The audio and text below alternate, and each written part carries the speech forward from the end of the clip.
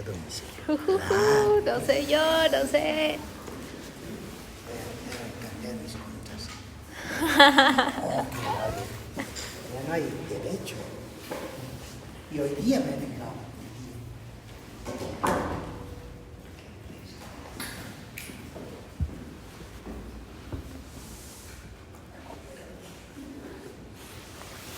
Bien.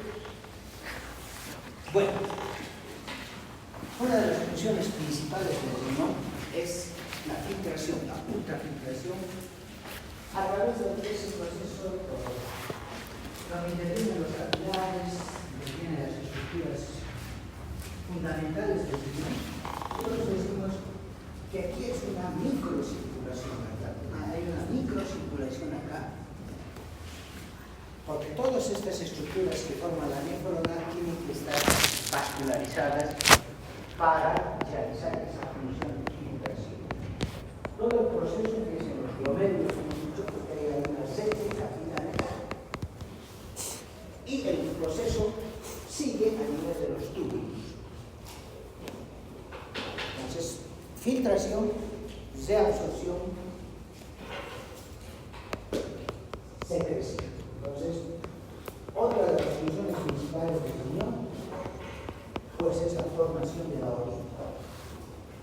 Ese líquido, todos lo conocen, que tiene que ser eliminado del organismo. ¿Para qué?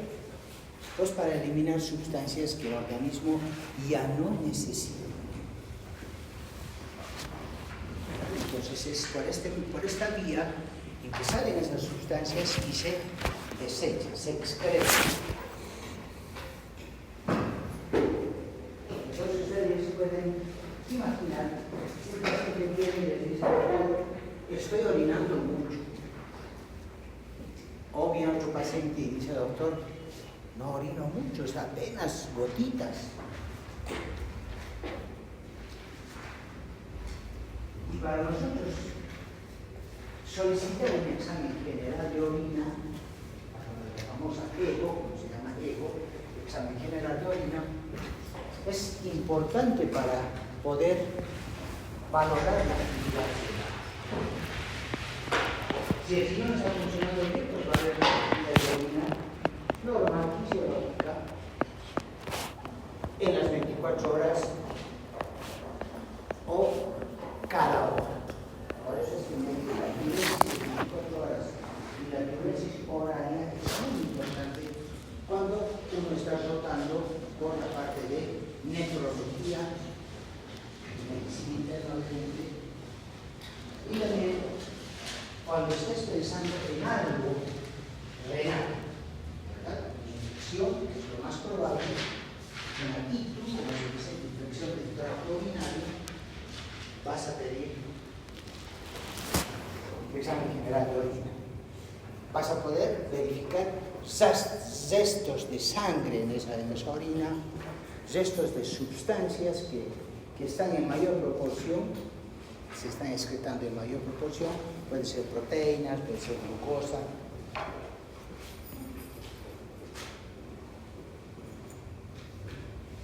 Entonces, el examen de orina, jóvenes, es un examen básico.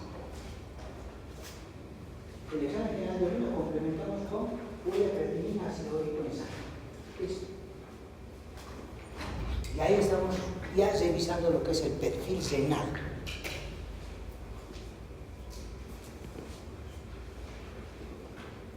Y cuando queremos medir las concentraciones de algún metabolito, las concentraciones exactas, pues vamos a pedir orina de 24 horas. El paciente desde las 8 de la mañana del día, todo lo que va orinando hasta mañana a las 8 de la mañana. Eso es una orina de 24 horas. Y eso es para ver la cantidad exacta de metabolito que se está eliminando en ese lapso de tiempo. ¿Verdad? Aparte que medimos la cantidad de orina que está eliminando el paciente, que tiene que estar guardando el minuto y medio. Ahí vemos orinas concentradas, orinas muy diluidas.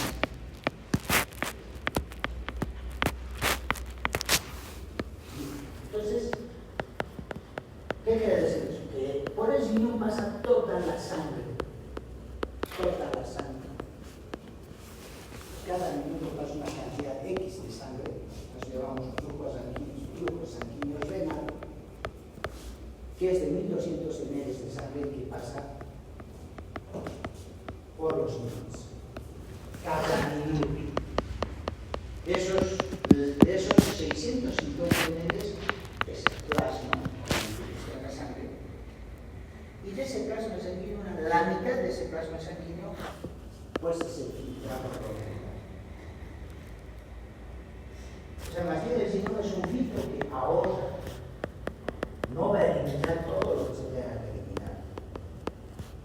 Más bien el riñón, a través de los túbulos, de sus conductos que tienen, va a tratar de reabsorber muchas sustancias que todavía necesitan el organismo. Entonces, podemos decir que las 24 horas, 60 o más veces pasa por ahí el plasma sanguíneo cada 24 horas. ¿Verdad? Entonces, si pasa tanto líquido, tanta sangre por ahí, plasma y todo ello, es fácil que se pueda perder parte de ese líquido o algunas otras sustancias. ¿Y eso qué es? ¿Cuándo sucede eso? Cuando se forza al riñón a eliminar rápidamente el líquido. Por ejemplo, tú bebes una cerveza. Entonces estamos forzando al riñón a que elimine más cantidad de agua, más cantidad de orina. Y al hacer ese esfuerzo, pues se está eliminando lo que no tiene que eliminarse. ¿Verdad? Sales, iones y algunos otros metales. Por eso es que una persona que orina muchísimo se va a deshidratar. Está perdiendo líquido, pero además está perdiendo líquido.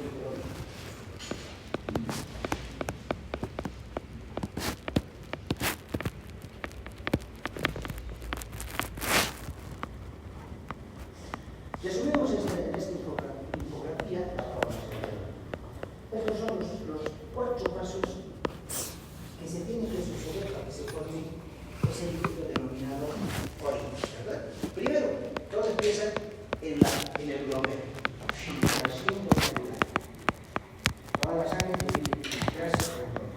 Segundo, parte de esas sustancias se va a reabsorber.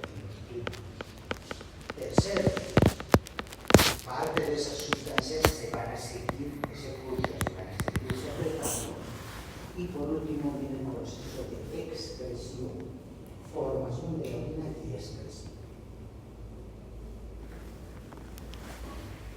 Entonces, de todo este filtrado, de todo este líquido que pasa por el riñón y demás, 1%, el 1%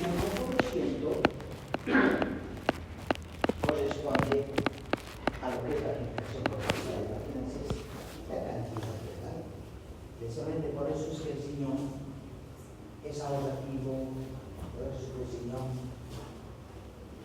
selecciona qué es lo que va a eliminar y qué es lo que va a reabsorber.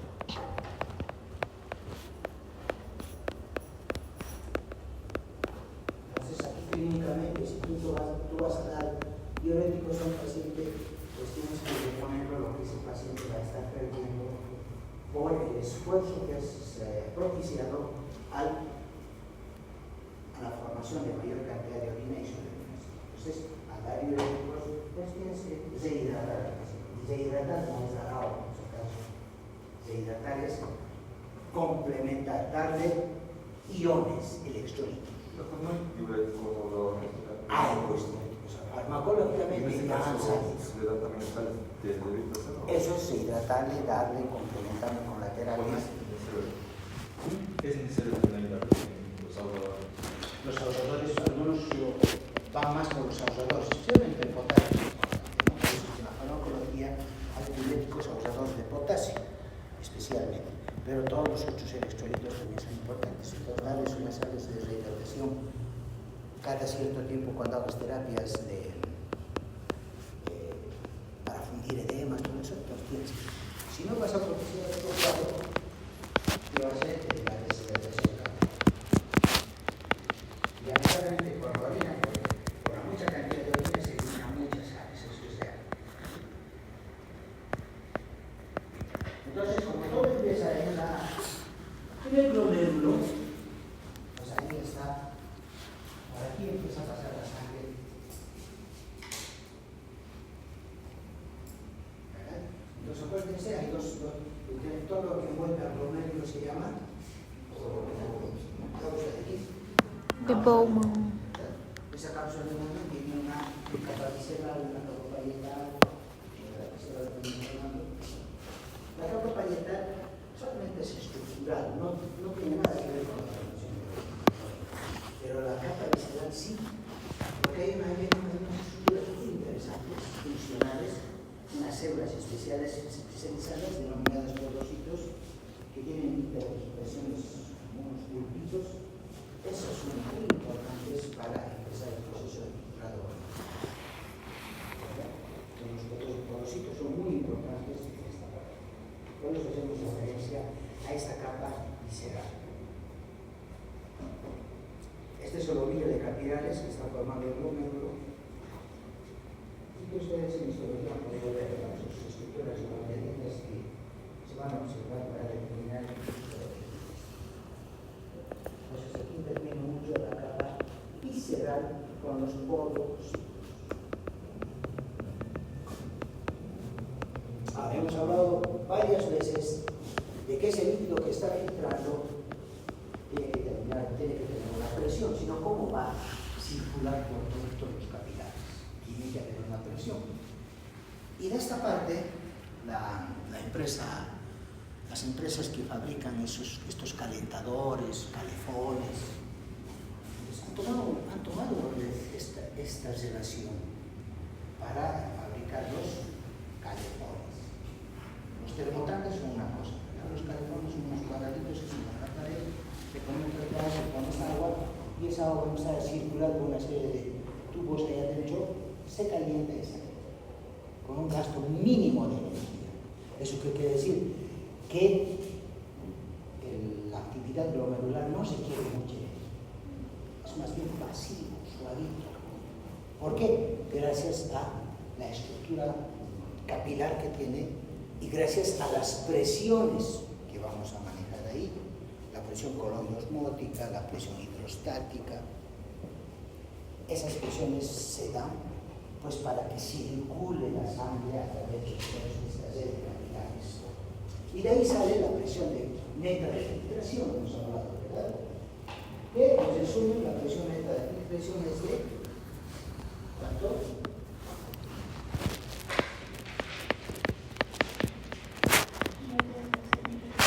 10 milímetros. Para los que están asistiendo a clases, tus preguntas se pueden. Anoten, Zara, ¿cómo sabe que usted es saltador? No, que es la muñeca de la mano.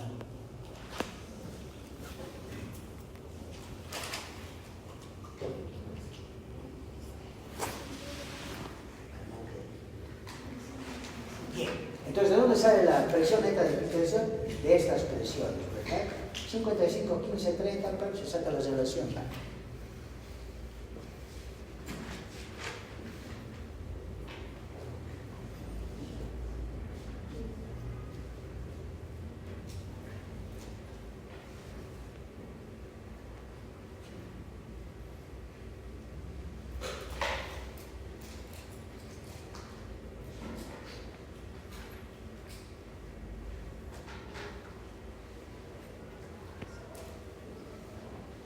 Entonces, estas tres presiones que nosotros estamos manejando, o dos presiones, especialmente la coloidosmótica, se va a ejercer gracias a las proteínas del plasma. ¿Y cuáles son las proteínas del plasma?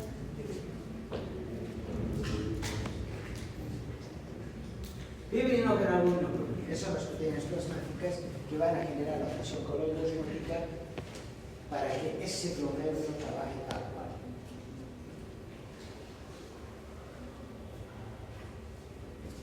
Aquí estamos hablando de microcirculación, obviamente, ¿no?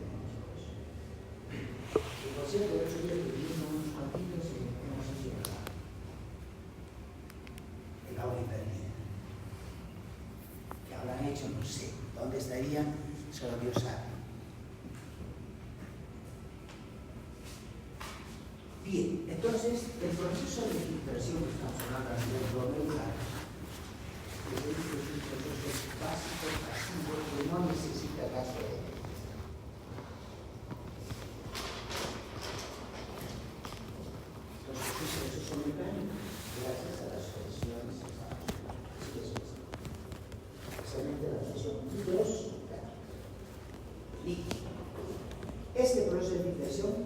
se da gracias a tres tipos de membrana que conforman todo lo que es la estructura glomerular. La membrana de filtración glomerular, inicialmente la membrana basal y la membrana podocitaria de esas células que están más unidas.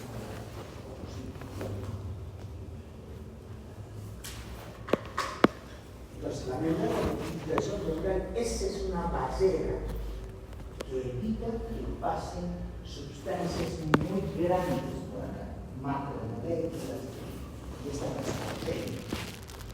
Ahora decimos ultrafiltrado, es muy selectiva esta membrana glomerular. Entonces, para eso tiene obviamente un endotelio y un epitelio fenestrado. El endotelio, por ejemplo, es el epitelio fenestrado para evitar este tipo de paso de sustancias que no tienen que pasar por aquí.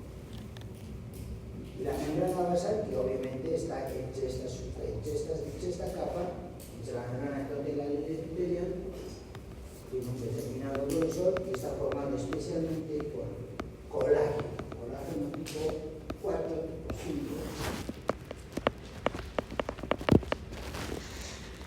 Y eso hace que esta membrana sea electronegativa. ¿Para qué es electronegativa? Para repeler a las proteínas. No pasa nada.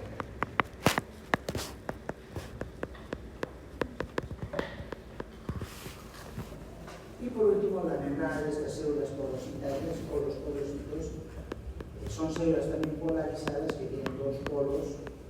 Un polo que está dirigido hacia la lámina basal y el otro contrario. Obviamente lo importante de estas células es que tienen una especie de bracitos, unos pies interdigitados, y que les va a servir para agarrarse unos contra otros. También cumplir la función ultrafiltrada. Dejan pasar las películas pequeñitas, pero no las células grandes. Entonces estas tres membranas intervienen en el proceso de filtración como parte integrante del epitelio, endotelio del glomérulo.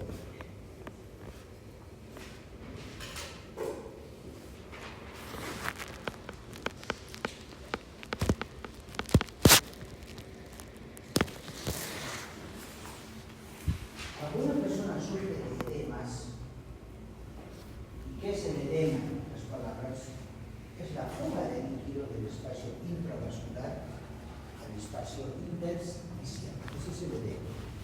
Clínicamente nosotros lo vamos a catalogar mediante la formación de la fobia en esta terminología que es el adecuado, que es el signo del Godet. Godet positivo 1, 2, 3. ¿De acuerdo a ello? Pero ¿qué es lo que pasa en realidad? Hay una presión que se maneja en la parte clínica, que es la presión coloidosmótica, la presión oncótica en otras palabras. Esa es la que se va a alterar y va a permitir el escape de líquido del espacio intravascular al espacio intersticial. Entonces la presión coloidal, osmótica o coloidosmótica no es otra cosa que la presión oncótica, que es ejercida por esas proteínas, especialmente la albúmina y lo plasmático. Entonces, cuando esta presión está dentro de parámetros fisiológicos, evita que el líquido salga y ayuda a detener más que el líquido para que no escape hacia el espacio intersticial. Entonces, la presión oncótica, en otras palabras, es una fuerza importante que nosotros tenemos como mecanismo de defensa para regular el movimiento de líquidos a través de los vasos sanguíneos y los tejidos circundantes. Por eso decimos espacio intravascular, espacio intersticial. Y como esta presión está alterada, pues ese paciente va a formar un tercer espacio, que eso van a escuchar en cirugía, en la parte metabólica, en terminología, van a escuchar hablar de esta terminología. El paciente está formando un tercer espacio. ¿Qué quiere decir eso? Que donde no tenía que haber líquido, pues hay. Y como estas presiones están alteradas, van a jalar el electrolito. Entonces, ese paciente que tiene un tercer espacio, en la parte quirúrgica, por ejemplo, un abdomen agudo, un bolo, un caroma, una obstrucción intestinal, genera un tercer espacio. Y ese tercer espacio está formado por líquido. Entonces, el paciente se va a deshidratar violentamente. Se va a deshidratar, pero rápido. Todo está fluyendo a ese tercer espacio, y ese tercer espacio es el líquido y todas estas sales, iones, electrolitos, como quieran. Entonces es muy importante tomar en cuenta esa microsituación desde la parte clínica para poder determinar qué es lo que está pasando. Y ahí está la presión hidrostática, la presión osmótica, que van a interactuar ahí para generar alguna situación clínica, como en el caso de los edemas.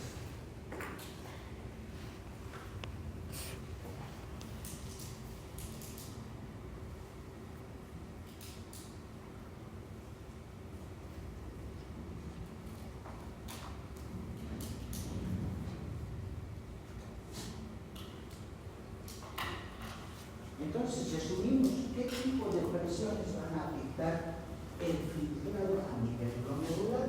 Ahí están las tres presiones: la presión hidrostática sanguínea, la presión osmótica o coloidosmótica, o también llamado oncótica en los capilares glomerulares, y la presión hidrostática capsular. Cada una tiene sus parámetros de referencia, y haciendo una relación entre las tres presiones van a determinar la presión de filtración, ¿verdad? Que es de 10 milímetros de mercurio. No es otra cosa que sumar estas tres presiones y dividirlas. En definitiva, a nivel capilar se genera una fuerza de empuje extremadamente elevada y constante de unos 10. Estos 10 milímetros de mercurio garantizan la filtración de la respiración. Garantizan la filtración. Y hago referencia siempre a estos calefones, que son unos glomérulos en realidad, porque ahí lo abres el calefón y hay una suerte de tubitos que están ahí para que vaya circulando el líquido y vaya calentando paulatinamente. Entonces, si tú lo conectas el calefón cerca de la red y no hay una determinada presión, no va a calentar el agua. Entonces, el tanque de agua tiene que estar más arriba para que esa presión del agua genere la circulación y prenda el equipo. En eso se basan los famosos calefones. Y son económicos, ¿por qué? Porque funciona a gas natural. En este caso el glomérulo también tiene que tener una presión sanguínea, si no va a actuar igual. Y esa presión va a generar diferentes tipos de presiones que van a hacer que se dé una presión neta de filtración. Y con una presión neta de filtración de 10 milímetros de mercurio garantiza que estés filtrando primero tu sangre, tu plasma, y posteriormente eliminando y absorbiendo algunas sustancias que realmente necesites. Si no, lo botarías todo, como cuando te tomas una chelita, vas a todo el rato en el tocador, ¿no?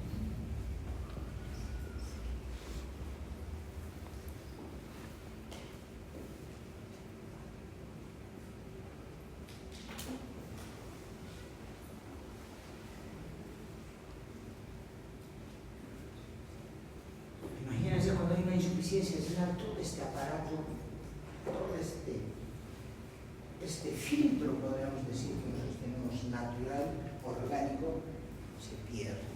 Entonces el paciente en breve va a ser una intoxicación y va a fallecer. Eso es inaudito.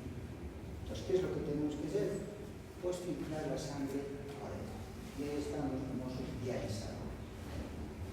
La diálisis renal suple toda esta función que nosotros tenemos.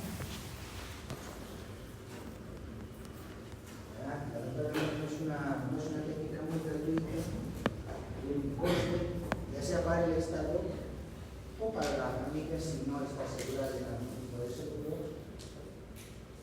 Imagínense, pues es carísimo mantener una paciente diaria. Por eso es que los minuscitos hay que tratarlos de mantener lo mejor que se pueda.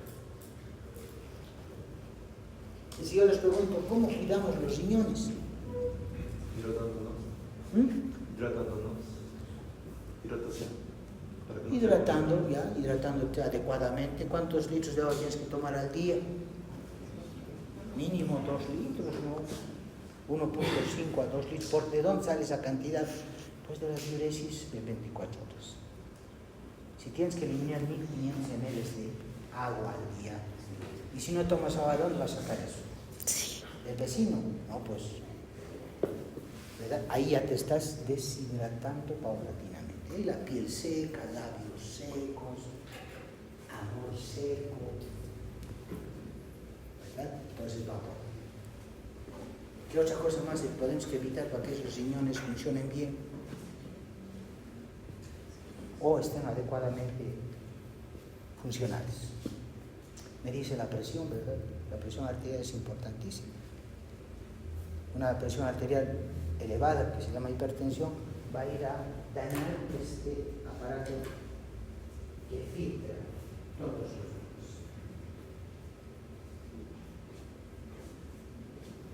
¿Qué no tenemos que hacer más?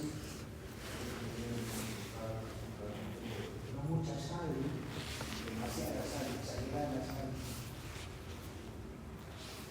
Factores de riesgo. Las bebidas, el cigarro. Eso es la forma de cuidar los riñones. Y obviamente no hacerse pasar por un histórico, ¿no? Claro, de jóvenes con polerita, pupera y demás. Pero después cuando ya estés mayor de edad te va a cobrar factura. ¿Por qué? Porque esos riñones no tienen que enfriarse. Y a una determinada edad, siempre una ecografía renal, por ahí hay unos calculitos por ahí. Hay que evitarlo, ¿verdad? Bien.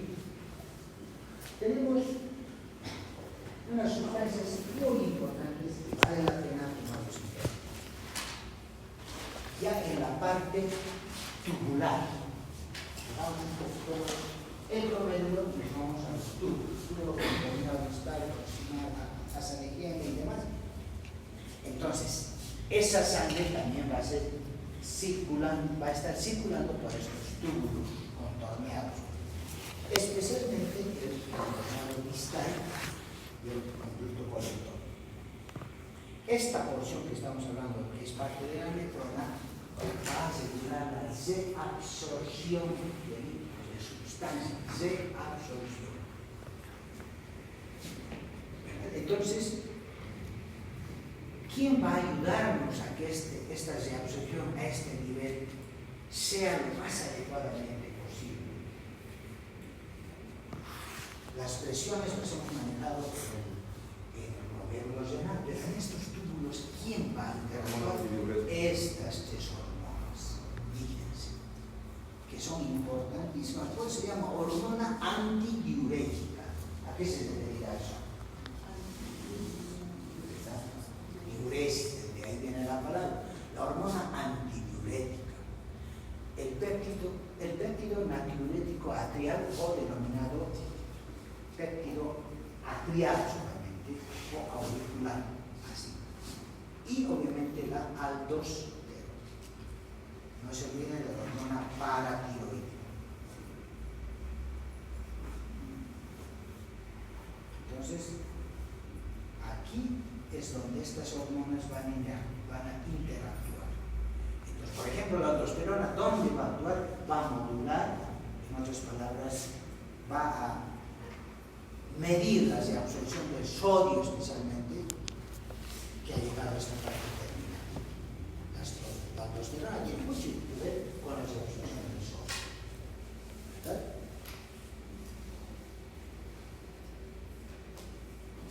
Esta, por ejemplo, tiene un efecto natriurético, dice. Contrario a esto. ¿Qué quiere decir? Va a disminuir la absorción del sodio. Por eso es efecto natriurético. Y la hormona antidiurética, junto a esas hormonas importantes que hemos visto, no hormonas, sino estos canales específicos de la membrana que son las acuaporinas, aumentan la absorción de urea a nivel de túbulos colectores. Para eso hay unas.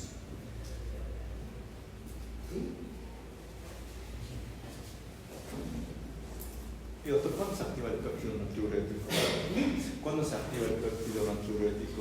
Estas se van a actuar según requerimientos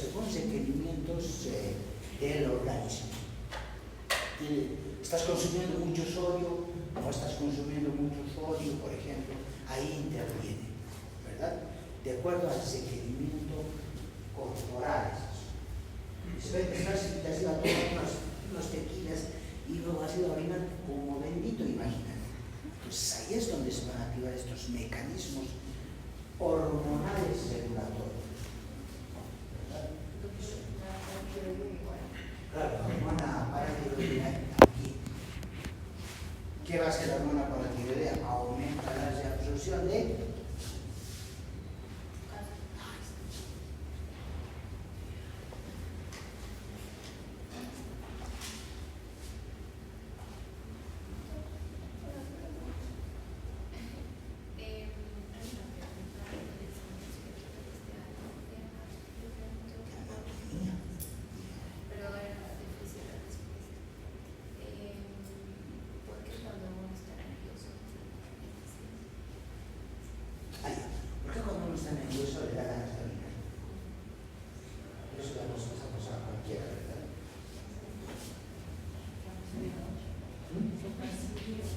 cuando se ríe mucho, bueno, cuando se ríe mucho puede ser que ahí está el problema, ¿no? O sea, hemos hablado de la continencia. Pero el objetivo de compañía es real. Hemos dicho que este tipo de aparatos renales, este tipo de estructura renal tan compleja que es, tiene sus mecanismos compensatorios en el parte hormonal, hemos visto la parte neurológica, ¿verdad? Que maneja también esto. La parte nerviosa interviene. Entonces, cuando uno está en estrés frente a algo, activa esa parte nerviosa, neuronal, y va a provocar pues, este tipo de situaciones. Hace que la persona tienda a ir al baño. ¿Por qué? Porque la parte circulatoria nerviosa del aparato renal está presente. Y eso es en general, ¿no? Hay unas más, otras menos. No todas las personas cuando se ponen nerviosas tienen que ir al baño. Hay otras ya exageran, incluso se puede hacer en serio, en el ejercicio. Entonces es por esa situación. Porque intervienen estas partes circulatorias, hormonales, neuronales, anatómicas también intervienen acá, porque por ahí la válvula está mal. Has forzado mucho a ese aparato vesical a hacer contenciones de muy largo tiempo por no escapar o ir al baño. Entonces las vejigas neurogénicas tienen un componente nervioso.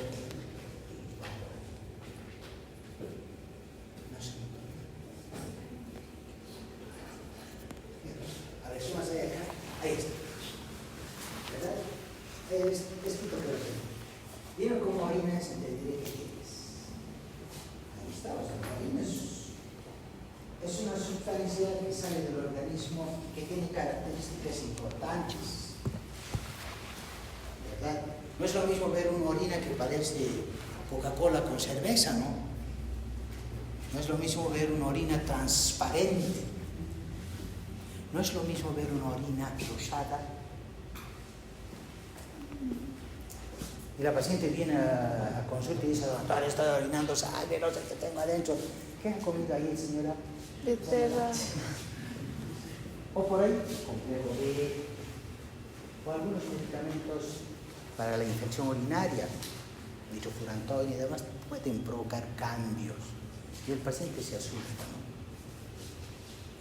Entonces, lo principal es no retener mucho tiempo la orina. Si te llama, te llamó, pues. Pero tampoco esperes a que te llame, ¿no? Imagínate que estás en un examen y tienes que escaparte, tampoco es así. Entonces, es cuestión de, si estás entrando a algún evento, algo, date una vueltita por el tocador. Esto. Y evitas ese tipo de circunstancias que van a forzar la elasticidad vesical, el aparato valvular vesical, ureteral y ¿verdad? Entonces, de acuerdo a la orina, muchas cosas se pueden diagnosticar. Por eso es que el examen de orina es importante, muy importante. y algunas alteraciones miccionales de origen renal, o sea, que te hagan pensar que hay algo en el riñón. No todo es renal, pero algunas de estas cosas sí te pueden dar la pauta de que el riñoncito está mal. Por ejemplo, la polaquiuria, que hemos dicho que es aumento de la frecuencia urinaria, ¿verdad? Tanto en el día como en la noche. Y la noche, ¿qué se llamará? Nicturia o nocturia, pero con volúmenes urinarios normales incluso. La poliuria, disuria, oliguria, anuria, hematuria, la incontinencia urinaria y por último la secreción. Estas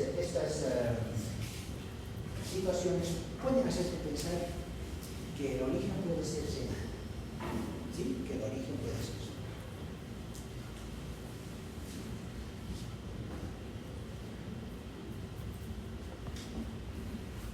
Entonces no está de más pedirle al paciente exámenes pediátricos. ¿Sí?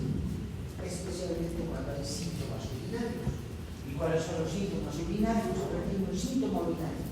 Un síntoma que quieras.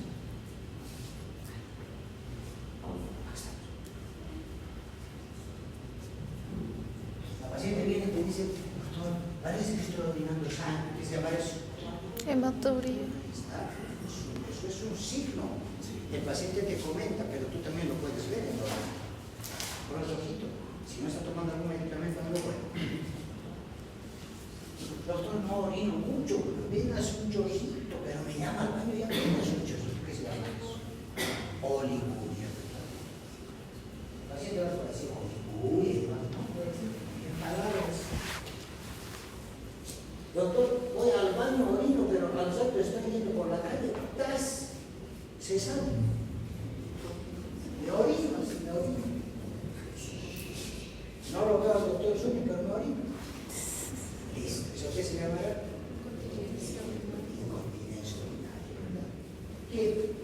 Que si es un varón, tienes que hacer la diferencia entre lo que es un síntoma prostático. Pero una determinadera. Ahora el paciente te dice, anoche he ido a orinar 7 veces toda la noche, no he podido dormir.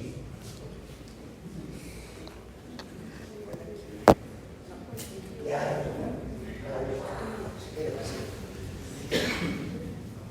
Nocturia. los cambios en el color por la aparición, en la apariencia del olor.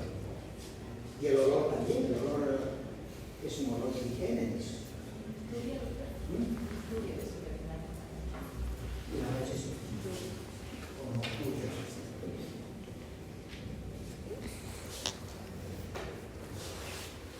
Una orina muy concentrada, una orina medio lechosa concentrada. O de lo contrario, un olor, pero ¿a qué se asemejará el olor del orina? Su higiene, un olor normal. ¿Qué creen que se puede hacer? Como había un chistecito medio picantito por ahí. Estaba entrevistando a una modelo, ¿no? Y ahí el que hace chistes le dice a la chica, a la modelo, ¿sabías que el líquido seminal y demás tiene un sabor a lo que se limpia el agua, que es? Lo que ustedes que ponen en las piscinas. Tiene un sabor a cloro, le dice. Le preguntan, ¿no? Y la chica dice, no, yo nunca he probado cloro. ¿Has entendido? ¿Qué? Sí. Entonces,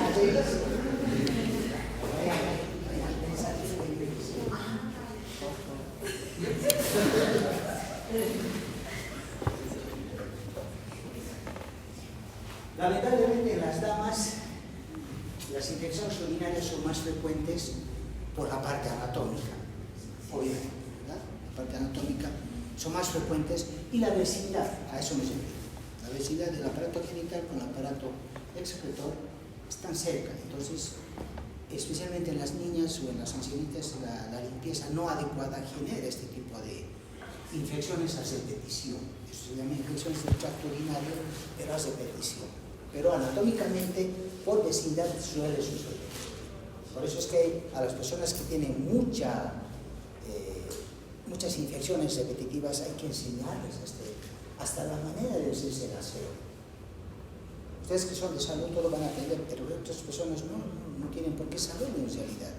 Y hay contaminaciones. Y la bacteria que más provoca infecciones del tracto urinario, ¿qué se llama tu profesora de bacterio? Escherichia coli. ¿Cómo vas a decir eso? Entonces la E. coli es más del 90%, sí. Pero siempre es necesario hacer un cultivo y antiviral. Hay pacientes que les han dado de todo para sus infecciones urinarias y después no saben con qué tratar. Tú haces un urocultivo y al final a todo han hecho resistencia. Y le estás dando cosas y cosas y la pobre paciente no sale nunca de eso. Entonces hay que tener mucho cuidado en esta parte urinaria, que es la ventana de lo que es el aparato renal, y hay que saberlo cuidar y hay que saber indicar a los pacientes cómo es el cuidado, el aseo y todo ello, para evitar estas infecciones que son de todos los días, ¿verdad? De todos los días. Bien, acabamos aquí. Me van a sacar la lista.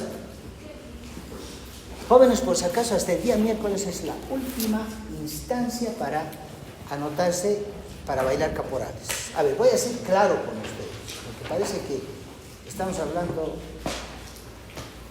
dos idiomas, ¿no? No por celular.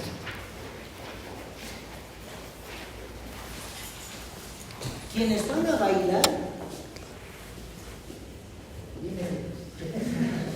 Gracias. ¿verdad? Vengan, bailen, dense, dance. Y después yo voy a tener mis listas y se van a alegrar a ver bailar. Va a saltar de un pie. O sea, si me entienden bien,